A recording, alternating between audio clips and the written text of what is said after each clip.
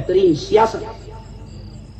ظلم کو ختم کرنے کی، جملہ سن لو، ظلم کو ختم کرنے کی محنت کرنا یہ نبی کی سیاست ہے۔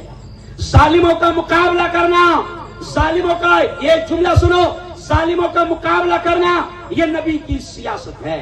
جہاں رہ رہے ہو اس وطن سے محبت کرنا یہ نبی کی سیاست ہے۔ جہاں رہ رہے ہو وہاں پر امن پھیلانا، شانتی پھیلانا، ایکتا پھیلانا اور اکھنڈتا پھیلانا، محبت کا، شانتی کا ماحول بنانا یہ نبی کی سیاست ہے۔ اگر آپ دیکھو گے تو آپ کو ملے گا کہ یہ سارے کام نبی پاک صلی اللہ علیہ وسلم نے سیاست کے ذریعے سے دنیا میں امن شانتی لانے کا کام کیا ہے۔ اب چند گندے جمع ہو گئے، کیوں ہے؟ چند گندے جمع ہو گئے تو آپ کو یہ لگتا کہ نہیں سیاست گندی ہے؟ نہیں مسلمانوں، میں وقت کم ہے اس لیے سن لو، جلدی جلدی کہہ رہا ہوں کہ اس میں ایک سوال ہے مظہر منیار صاحب کہ کیا حضرت محمد نے سیاست بھی کیا ہے؟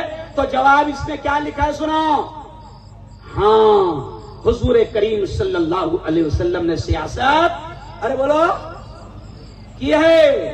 ارے بھائی سیاست کرو گے تو پھر ملک کے بادشاہ بھی بنو گے نا۔ اس میں ایک سوال بڑا پیارا ہے کہ بتاؤ نبی میں کون کون سے نبی ایسے ہیں جو نبی بھی تھے اور بادشاہ بھی تھے؟ کون تھے؟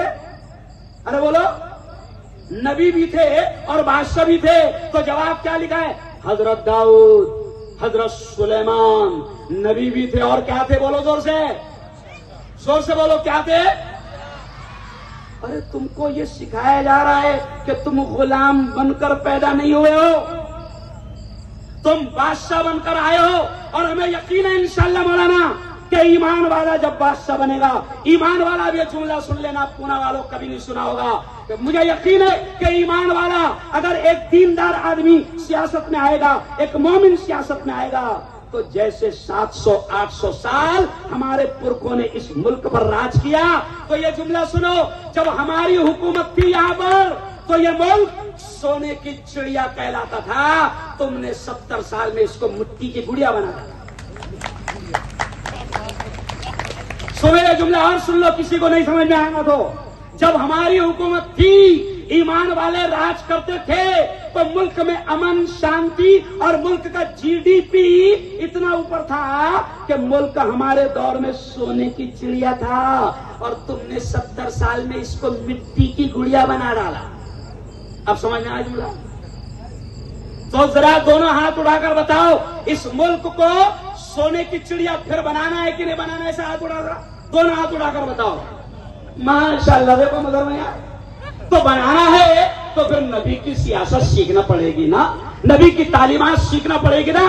اور ایک بہت پیارا سوال، تم نے میری تقریر پورے اس پرچے میں لکھ دی، ایک بہت پیارا سوال ہے سہیل بھائی، کیا سوال ہے؟ گاندھی جی، او بھیا غور سے سنو، گاندھی جی بھارت کے سیاست دانوں کو حضور کے کون سے 2 صحابیوں کی طرح حکومت کرنے کو کہتے تھے؟ سنو، مہاتما گاندھی بھارت کے پولیٹیکل لیڈروں کو کہتے تھے کہ حضور کے 2 صحابہ تھے، حضور کے 2 یار تھے، ان کی طرح حکومت کرو تو ملک بھی ترقی کرے گا، امن آئے گا۔ وہ کون سے 2 صحابہ تھے؟ تو سوال میں لکھا ہے جواب، حضرت ابو بکر اور حضرت عمر۔ کتنی پیاری بات سکھائی جا رہی ہے۔ یہ بھی جانتے تھے کہ ابھی جو بیٹھے ہوئے ہیں ان کی طرح سیاست مت کرو، نہیں سمجھا؟